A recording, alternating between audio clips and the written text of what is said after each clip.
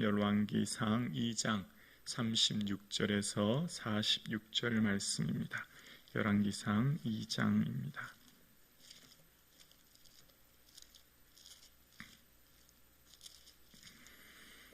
열왕기상 2장 36절에서 46절 말씀입니다. 하나님의 말씀입니다. 함께 고백드리겠습니다. 왕이 사람을 보내어 시므이를 불러서 이르되 너는 예루살렘에서 너를 위하여 집을 짓고 거기서 살고 어디든지 나가지 말라. 너는 분명히 알라. 내가 나가서 기드론 시내를 건너는 날에는 반드시 죽임을 당하리니 내 피가 내 머리로 돌아가리라. 시므이가 왕께 대답하되 이 말씀이 좋사오니 내 주 왕의 말씀대로 종이 그리하겠나이다 하고 이에 날이 오래도록 예루살렘에 머무니라. 3년 후에 시므이가 두 종이 가드왕 마아가의 아들 아기스에게로 도망하여 간지라. 어떤 사람이 시므이에게 말하여 이르되 당신의 종이 가드에 있나이다.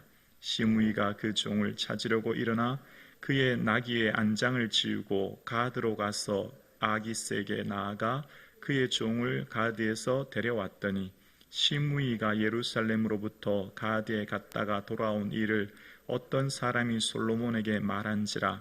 왕이 사람을 보내어 시므이를 불러서 이르되 내가 너에게 여호와를 두고 맹세하게 하고 경고하여 이르기를 너는 분명히 알라. 내가 밖으로 나가서 어디든지 가는 날에는 죽임을 당하리라 하지 아니하였느냐.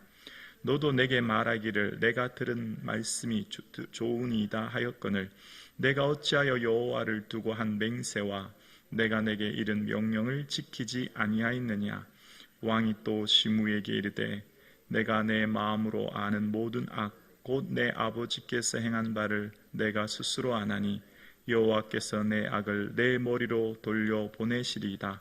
그러나 솔로몬 왕은 복을 받고 다윗의 왕위는 영원히 여호와 앞에서 경고히 서리라 하고 여호야다의 아들 분하야에게 명령하매 그가 나가서 시므이를 치니 그가 죽은지라.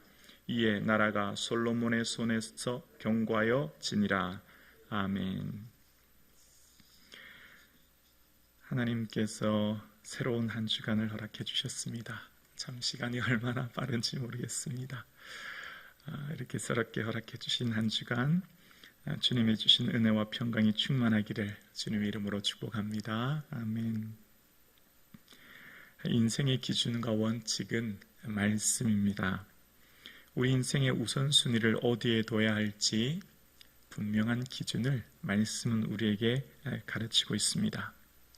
말씀에 대한 권위를 인정해야 우리의 삶에 말씀을 소중히 여기고 그 말씀을 따를 힘, 순종의 힘이 생기는 거죠. 오늘은 시므이에 대한 이야기입니다. 시므이는 이전에 기회주의자였죠.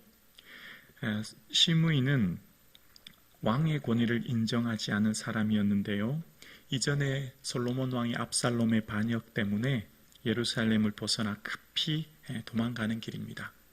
근데 그 시므이는 사울의 친족 중 한 사람이라는 것으로 보아 사울과 매우 가까운 사람인 걸 알 수 있는데요. 그 사람이 따라오면서 저주하는 겁니다. 피 흘린 자여 가거라 라고 하면서 산비탈에서 내려오면서 계속 돌을 던지고 먼지를 날리면서 저주하는 겁니다. 출애굽기 22장 28절에 보면 너는 재판장을 모독하지 말며 백성의 지도자를 저주하지 말라라는 율법이 있습니다. 백성의 지도자를 저주하지 말라, 즉 백성의 지도자의 권위를 인정하라는 말이죠.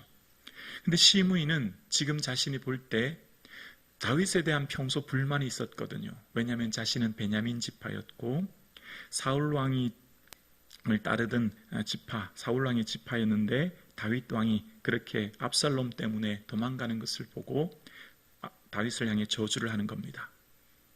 여기서 시므이가 끝났다면 시므이는 그냥 기회주의자가 아니었을 거예요. 근데 어떤 일이 있습니까? 이후에 압살롬이 죽게 되고 다시 다윗이 예루살렘으로 돌아오게 되지 않습니까? 그때 사무엘하 19장에 시므이의 모습이 또 등장하는데요. 다윗이 바후림 쪽쯤에 도착했을 때 이 시므이가 급히 유다 사람과 함께 다윗을 맞으러 옵니다. 자, 그런데 시므이가 혼자 온 게 아니에요. 바로 베냐민 지파에 있는 사람 약 1000명을 데리고 또 사울의 종 시바와 그 아들들을 데리고 와서 다윗 왕을 맞이합니다. 여기서 이 시므이가 베냐민 사람 1000명을 데리고 왔다는 건 어떤 의미가 있을까요? 지금 다윗은 아직 정치적으로 좀 불안한, 왕위가 아직 확고히 서지 않은 상황이거죠. 그러니까 이 베냐민 사람 1000명 이상을 데리고 온 이유는 다윗, 당신이 나를 죽이려면 죽여보시오.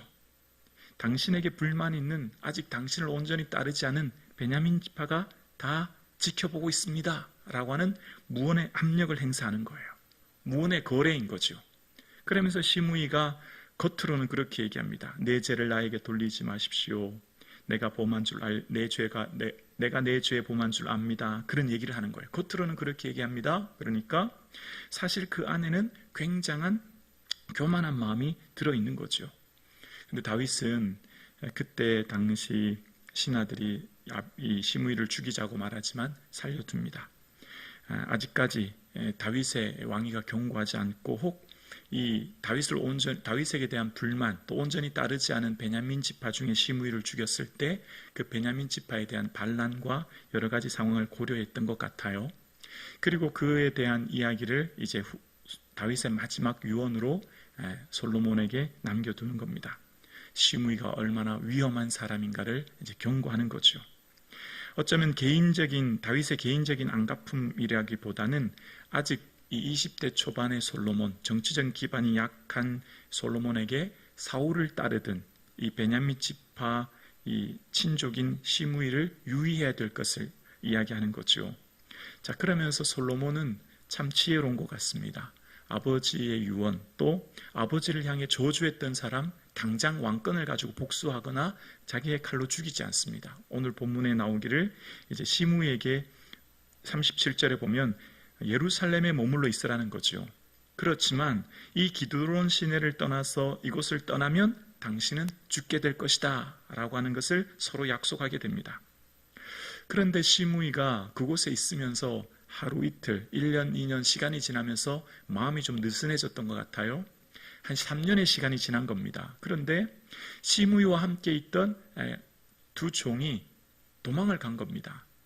저 먼 블레셋 가드 땅까지 가버린 겁니다. 그래서 그 사실을 안 시므이가 그 종을 찾으러 간 겁니다. 여러분, 이게 지금 가드는 적국의 나라입니다. 단순히 예를 들어 서울에만 머물러야 되는데 무슨 파주 정도를 갔다는 차원하고 다른, 가드는 블레셋 적군 땅이거든요. 적군까지 갔다가 온 거예요. 그러니까 시므이가 얼마나 솔로몬과의 약속을 안일하게 여겼는지, 또 솔로몬에 대한 권위를 전혀 인정하지 않은 거예요. 조금 전에 뭐라고 그랬죠? 기드론 시내를 건너고 예루살렘을 건너면 죽게 될 거라고 분명히 얘기했거든요. 근데 거기에 대해서 전혀 고민하지 않는 겁니다. 왜 그럴까요? 왕권에 대한 권위를 인정하지 않고 또 자기 자신이 시간이 지남에 따라서 별로 대수롭지 않게 가볍게 여겼던 겁니다. 그랬던 시므이는 이제 자신이 솔로몬과의 한 약속 또 지키지 않음을 인하여서 시므이의 죽는 모습이 오늘 본문에 기록됩니다. 오늘 본문은 우리에게 뭘 말씀하려고 기록했을까요? 왜 주님께서는 이 시므이의 사건을 길게 오늘 우리에게 이야기하고 계실까요? 어쩌면 우리는 시므이와 같은 자라 생각합니다. 저도 여러분도 우리 모두도 말입니다. 원래는 죽어야 할 자들 아닙니까? 원래는 죽어 마땅한 자들인데 하나님께서는 살리셨어요. 그리고 우리에게 다른 건 말씀하지 않으셨어요. 내가 너희들을 사랑한다. 너희들에게 기회를 주고 너희들과 함께하기를 원한다. 그러면서 딱 한 가지만 말씀하셨죠. 하나님 말씀 붙들고 그 말씀만 잘 지켜라. 그 말씀만 의지하고 말씀에 기록한 대로만 살아라. 그게 하나님 우리에게 바라는 거죠. 다른 것 원하는 게 아니고요. 또 말씀은 우리에게 짐이 되고 힘이 어렵게 하려고 하는 게 아니라 우리의 삶을 행복하게, 우리의 삶을 더 기쁘게 살게 하려고요. 말씀을 주시는 거죠. 그래서 우리는 말씀에 대한 권위를 인정하고 말씀에 대해 기록한 대로 지켜 따르고 말씀이 말씀하신 우선순위를 두고 살면 되는 거예요. 근데 우리는 말씀을요 자꾸 잊어버려요. 말씀을 소홀히 여겨요. 말씀을 대수롭지 않게 여겨요. 그리고 말씀에 대한 권위를 인정하지 않고 살 우려가 많아요. 왜냐하면 너무 바쁘거든요.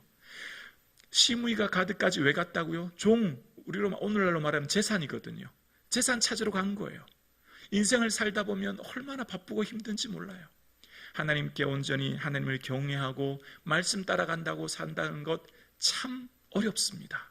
오늘 살아가는 우리의 삶이요, 온전히 말씀 따라 의지하고 살아가는 것이 얼마나 어려운지 몰라요. 그런데 주님은 끊임없이 말씀하십니다. 말씀 따르지 않으면 엄청난 고통이 있다는 것을. 시므이가 예루살렘을 벗어나면 죽게 되는 것을 잊었던 것처럼, 아담이 선악을 알게 하는 나무를 먹으면 죽게 된다고 하는 것을 경홀히 여겼던 것처럼, 우리의 삶의 말씀이 얼마나 중요한데 우리가 잊고 살 위험성이 참 많아요. 왜냐하면 우리가 너무 바쁘기 때문입니다. 오늘 새롭게 하루를 시작하는 저와 여러분, 말씀을 꼭 붙들고 말씀을 의지하고 말씀에 대한 권위를 존중하며 살 수 있는 저와 여러분 되기를 주의 이름으로 축원합니다.